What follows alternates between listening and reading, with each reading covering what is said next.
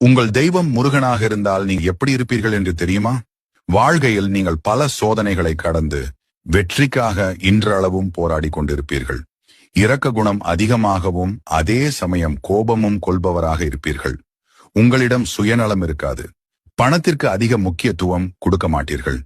எந்த ஒரு காரியத்தை செய்வதற்கு முன் உங்களை அறியாமலேயே உங்கள் மனம் முருகனை வழிபடும். தாய் மேல் அதிக பாசம் கொண்டவராக இருப்பீர்கள். இந்த வீடியோயை இப்போது நீங்கள் பார்த்து கொண்டு இருந்தால் கண்டிப்பாக நீங்கள் ஒரு தீவிர முருகன் பக்தனாக இருப்பீர்கள். ஆமாம் என்றால் கமெண்டில் ஓம் முருகா என்று சொல்லவும். முருகப்பெருமான உடன்போடு வழிபாடு செய்யுங்க. கருகி போன வாழ்க்கையை கூட கந்தன் கண்டிப்பாக புத்தம் புது மலராக மாற்றி தருவார். காலையில் எழுந்தவுடன் இந்த மந்திரத்தை 6 முறையும், படுக்கப் போகும் முன் இந்த மந்திரத்தை 6 முறையும் சொல்லுங்கள்.